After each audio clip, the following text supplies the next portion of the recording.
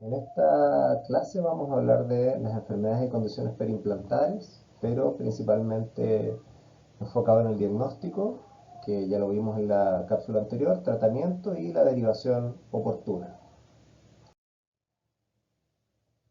Bueno, como ya lo vimos anteriormente, la nueva clasificación de las enfermedades y condiciones perimplantares del año 2017 considera a todas las condiciones alrededor de los implantes, algo que antes no hacía, y por lo tanto tenemos cuatro condiciones: la salud perimplantar, la mucositis perimplantar, la perimplantitis y las deficiencias de tejidos duros y blandos alrededor de los implantes, que son todas estas condiciones que están aquí abajo. Como generalidades, lo que podemos decir es que los implantes es una modalidad de tratamiento utilizada para reemplazar dientes perdidos o dientes ausentes, que tiene una alta tasa de sobrevida en el largo plazo. De aquí viene este número que se repite bastante, de 95% de éxito. Pero sin embargo el éxito a largo plazo no es tan alto como su sobrevida. Es decir, muchos implantes sobreviven, es decir, se mantienen no integrados por mucho tiempo, pero empiezan a tener dificultades mecánicas o en algunos casos biológicas. Las complicaciones biológicas son inducidas por la acumulación de biofilm bacteriano, es decir, al igual que en el caso de la periodontitis y la gingivitis, a los tejidos alrededor de los implantes también sufren complicaciones biológicas inducidas por la acumulación de biofilm. Bueno, aquí hay un poco un flyer publicitario respecto a los implantes dentales.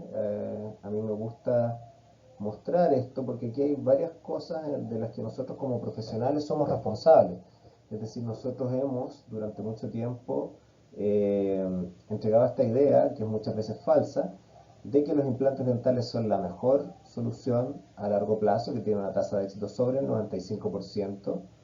Y como les decía, esa tasa de éxito no es tal, es una tasa de sobrevida, que los implantes dentales reemplazan las raíces dentarias, y eso tampoco es cierto. Los dispositivos, eh, los implantes dentarios, no tienen las mismas características ni físicas ni mecánicas de las raíces dentarias, que tienen una apariencia similar a los tejidos vivos. Eso tampoco es cierto, a pesar de que se pueden tener grandes resultados estéticos con los implantes, no son exactamente iguales a los dientes.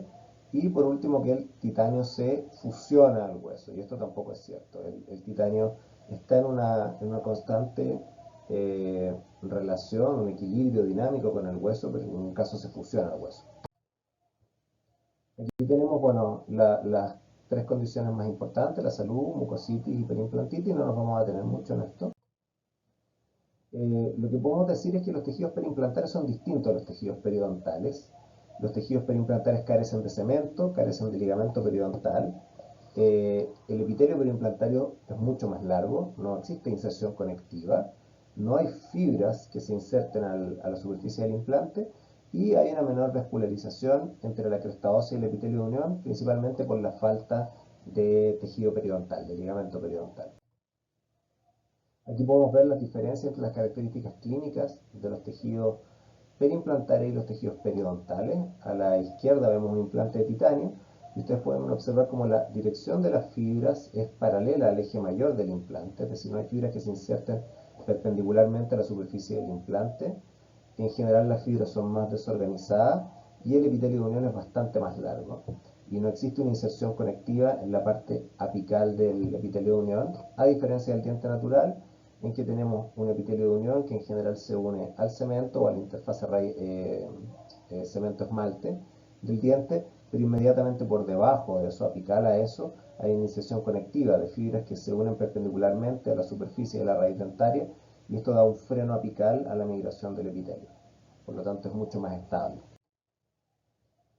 Bueno, la perimplantitis es una condición patológica que ocurre en el tejido que rodea los implantes dentales, y está caracterizada por la inflamación de la mucosa, pero lo más importante es la pérdida progresiva del hueso de soporte.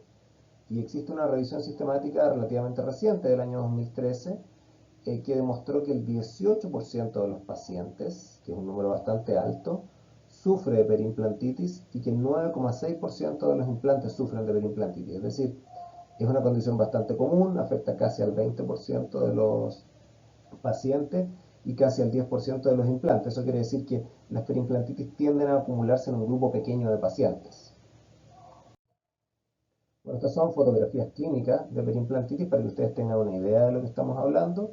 En general, la periimplantitis se observa como una lesión ósea circunferencial alrededor del implante, de tipo cavernosa, en que todo el hueso que está alrededor del cuello del implante y del cuerpo del implante empieza a ser reabsorbido de manera inflamatoria. Aquí podemos ver una microfotografía electrónica de las características diferenciales de los tejidos periimplantares, un poco lo que les mostraba en el esquema anterior. Podemos ver en este caso en los tejidos periodontales cómo tenemos estas fibras que se insertan de manera perpendicular a la parte apical, a la porción apical del epitelio. Y la diferencia que tiene esto en un corte histológico con los tejidos periimplantares, en que se ven estas fibras que rodean el implante de forma circunferencial o paralela al eje mayor del implante y que son mucho más desorganizadas, en general son haces de fibra más delgados. Además, existen características diferenciales desde el punto de vista del examen clínico. Cuando nosotros sondeamos los tejidos alrededor de un implante, en general nosotros perforamos el epitelio de unión con nuestra sonda y debido a que no existe este freno apical que entrega la inserción conectiva, nosotros podemos llegar con la sonda hasta el margen óseo, hasta el hueso marginal. En cambio, cuando nosotros sondeamos un diente, la mayoría de las veces nosotros tenemos un freno apical que está dado por la inserción conectiva que está subyacente al epitelio. Por lo tanto, hay que tener mucho cuidado al sondear los implantes. En general, especialmente cuando los tejidos están inflamados, puede ser doloroso, por lo tanto, a veces es necesario colocar anestesia y se debe hacer con una fuerza bastante controlada. Bueno, la estabilidad de largo plazo de la integración, que es el tema principal de esta clase, requiere que los tejidos alrededor del implante se mantengan estables, tanto el tejido blando como el hueso. Existe una convención en la que nosotros aceptamos como normal una pérdida ósea vertical de 2 milímetros el primer año post instalación del implante, lo que se conoce como la remodelación ósea postquirúrgica. Y posteriormente nosotros aceptamos una pérdida de 0,2 milímetros al año, es decir, 1 milímetro cada 5 años. Esto es considerado normal. Y aparentemente el diseño del cuello del implante, el diseño de la conexión del implante, es decir, el tipo de plataforma, el tipo de conexión, parece determinar la estabilidad del tejido en el largo plazo. Bueno, ¿cómo evaluamos clínicamente el estado de los implantes? Para poder determinar si un implante está en alguna de estas tres condiciones, que es lo que nosotros tenemos que ser capaces de hacer como dentistas. Entonces, en primer lugar, la salud periimplantar. Bueno, la salud periimplantar se caracteriza por tener una ausencia de signos clínicos inflamatorios visibles, es decir, la encía se ve de un color normal, que sería rosa coral pálido, la encía tiene una consistencia firme, la posición de la encía está conservada y no hay sangrado al sondaje. Aquí es súper importante el tema del sangrado porque como yo les mostré anteriormente, los tejidos periimplantares son diferentes a los tejidos periodontales. Por lo tanto, si yo hago un sondaje con demasiada presión, incluso en tejidos sanos voy a tener sangrado. Entonces es súper importante ser capaces de diferenciar el sangrado de tejido inflamado del sangrado que yo genero por trauma.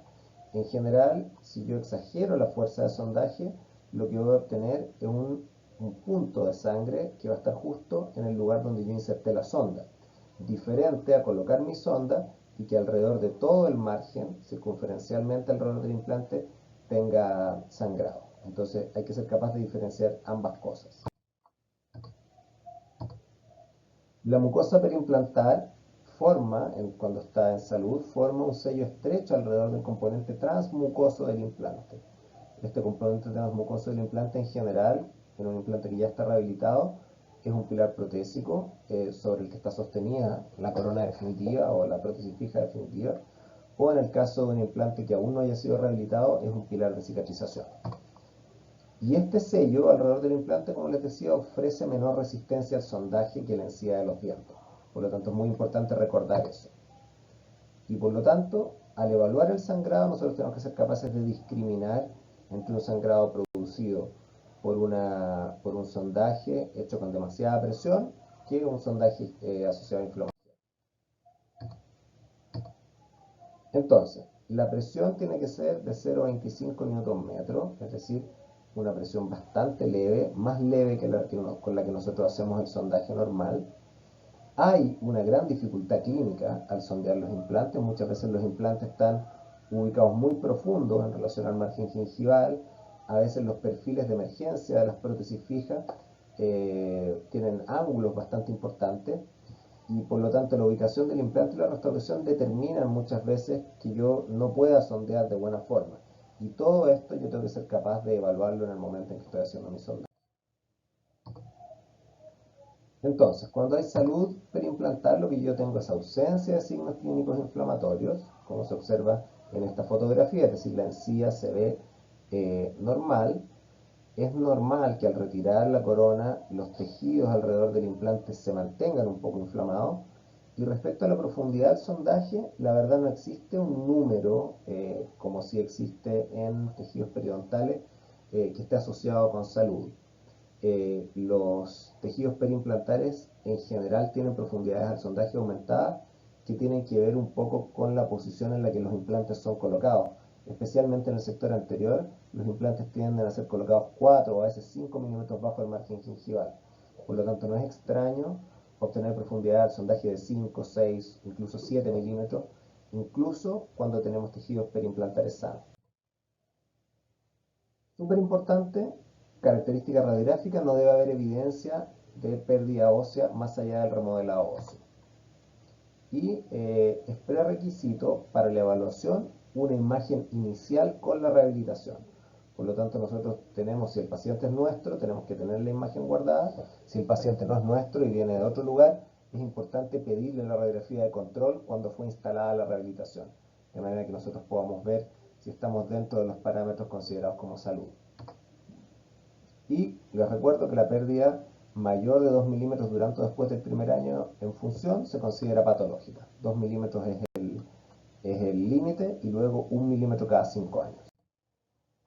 Entonces, para no olvidar, el paciente en este caso tiene buena higiene oral, no tiene signos clínicos inflamatorios, no hay sangrado al sondaje y o supuración, la profundidad del sondaje no tiene cambios respecto a la basal. Si es que nosotros lo evaluamos al paciente, tenemos el dato de la profundidad del sondaje basal cuando fue instalada la rehabilitación, no hay cambios, y la pérdida ósea posterior a la cicatrización no es mayor a 2 milímetros. Eso es implantar.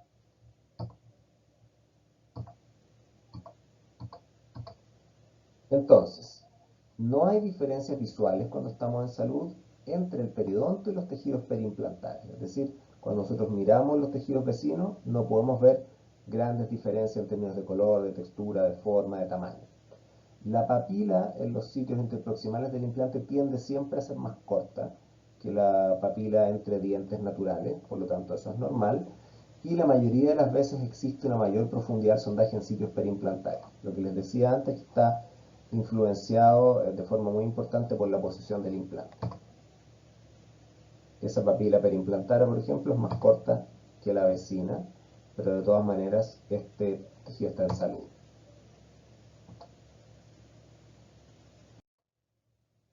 Bueno, ahora yendo al segundo caso, al caso de mucositis periimplantar, que sería el equivalente a la gingivitis en los tejidos periimplantares.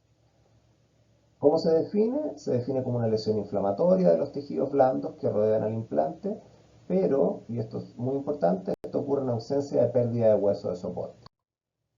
Aquí podemos ver las características clínicas de una mucositis periimplantar. A diferencia del caso anterior, ustedes pueden ver que se observa un enrojecimiento de la mucosa periimplantar, enrojecimiento de todos los tejidos alrededor e incluso algunas zonas donde la mucosa se observa ulcerada. Entonces tenemos características clínicas inflamatorias, como están marcados aquí con los asteriscos. El sangrado del sondaje es la principal característica clínica de la mucositis periimplantar, pero es posible observar un incremento en la profundidad del sondaje producto de la inflamación y esta inflamación que genera una menor resistencia de los tejidos al sondaje. Por eso es importante tener el dato de la profundidad basal una vez que fue instalada la rehabilitación. Y como les decía, es súper importante ser capaz de discriminar un sangrado que tiene que ver con inflamación de un sangrado puntual, puntiforme, que se produce en tejidos sanos cuando yo hago una presión exagerada al sondear. Y esto es lo que yo les mostraba de cómo la sonda tiende a llegar más profundo en los tejidos periimplantarios. Las características radiográficas, idealmente tengo que tener una radiografía basal con el implante rehabilitado, pero no debe haber pérdida ósea radiográfica más allá de la fisiológica, es decir, 2 milímetros durante el primer año y 1 milímetro cada 5 años.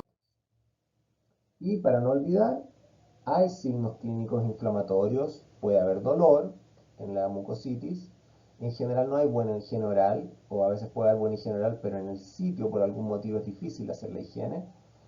Hay sangrado al sondaje, puede haber supuración. Los implantes tienden a supurar bastante más que los dientes naturales, por lo tanto es un hallazgo bastante común la supuración. La profundidad del sondaje es mayor a la inicial, es decir, si nosotros tenemos el dato de la profundidad inicial, en general va a ser mayor, pero no tenemos una pérdida ósea posterior a la cicatrización mayor de 2 milímetros. Y eso sería mucositis periimplantar. No olvidar, hay evidencia que la mucositis periimplantar puede resolverse. Esta mejoría puede tardar más de 3 semanas una vez que se ha controlado el biofilm, es decir, los tejidos periimplantares en general demoran más que los tejidos periodontales en recuperar su estado de salud. Recordemos que la gingivitis, una vez reimplantadas las medidas de higiene, tiende a resolverse en 3 semanas o menos. La mucositis periimplantar puede demorar más, puede demorar un mes, 6 semanas o a veces incluso más. De ser posible, se debe retirar la prótesis fija para permitir un correcto acceso a los tejidos, un correcto acceso al examen y al tratamiento. La plataforma del implante debe ser protegida con un pilar de cicatrización. Esto es muy importante.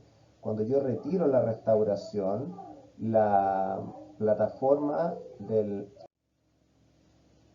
al retirar la prótesis fija, idealmente cada vez que nosotros podamos tenemos que hacer prótesis fijas atornilladas al implante, es decir, que se puedan retirar.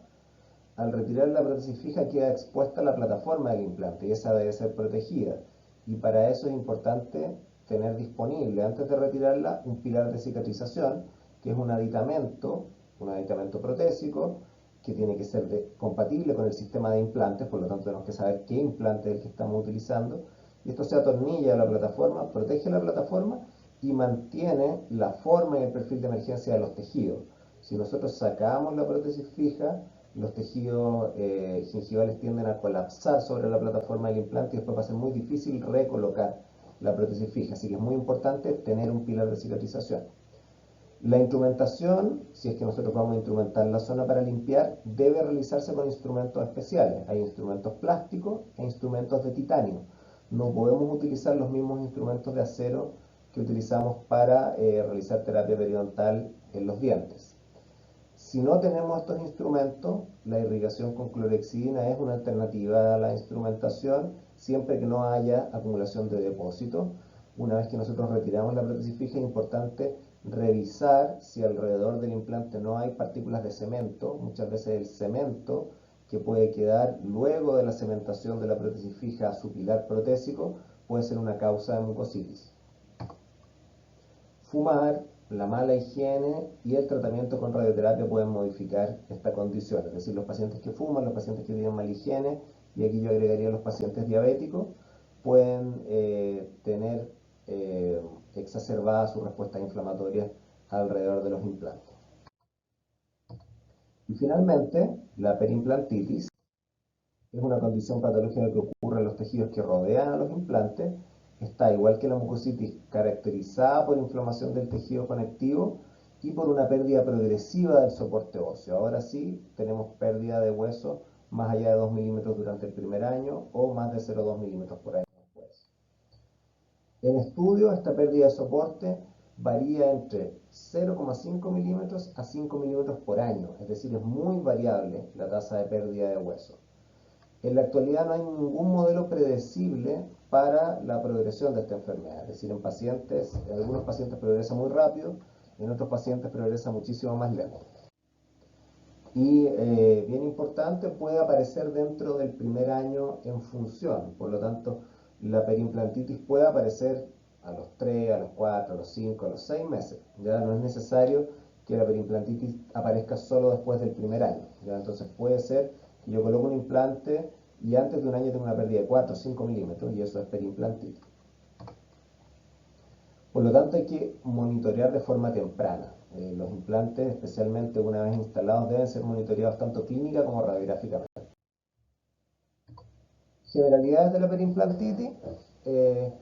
La periimplantitis puede ocurrir, como les decía, tempranamente en un patrón acelerado y no necesariamente lineal, es decir, puede tener un periodo de exacerbación muy rápido y luego mantenerse sin grandes modificaciones por un tiempo. Y habitualmente el patrón del defecto óseo es circunferencial, es decir, se parece a esto que está aquí.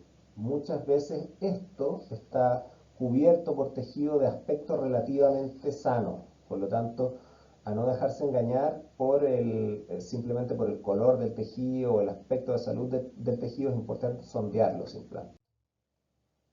Lo que vemos clínicamente es enrojecimiento, edema, por lo tanto aumento de volumen, sangrado al sondaje, muchas veces supuración y aumento de la profundidad del sondaje respecto a la basal, o puede haber una recesión de la mucosa producto de la pérdida ósea. Esto no ocurre siempre.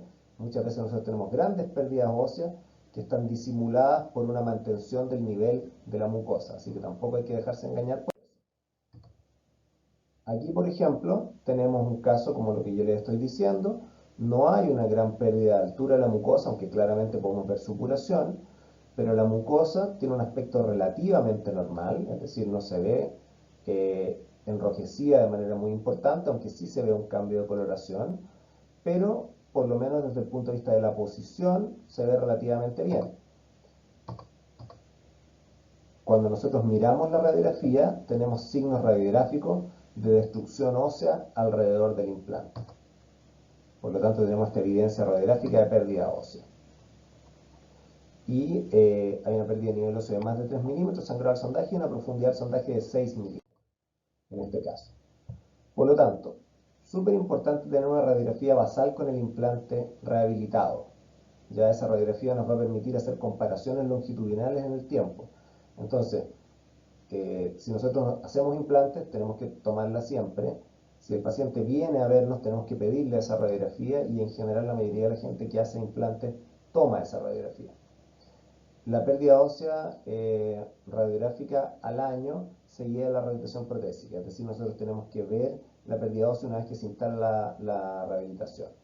Si no hay radiografía basal, la evidencia radiográfica de un nivel óseo de más de 3 milímetros representaría una periodontitis asociada a un aumento de la profundidad del sondaje basal. Entonces nosotros tenemos que suponer cuál era la posición de los tejidos, del tejido óseo, y si nosotros tenemos una pérdida de 3 milímetros de esa posición respecto a la ubicación de la plataforma, en un implante que queda yuxta óseo, entonces podríamos, asociado con aumento de la profundidad del sondaje, asociado con signos clínicos inflamatorios, diagnosticarlo como periimplantitis. Por lo tanto, hay que evaluar signos clínicos inflamatorios, dolor, en general sí, bueno en general no, o por lo menos en el sitio no. ¿Ya? El paciente puede tener buen oral en general, pero por algún factor local, incluso relacionado con el diseño de la rehabilitación, no tiene buena en general en esa zona específica.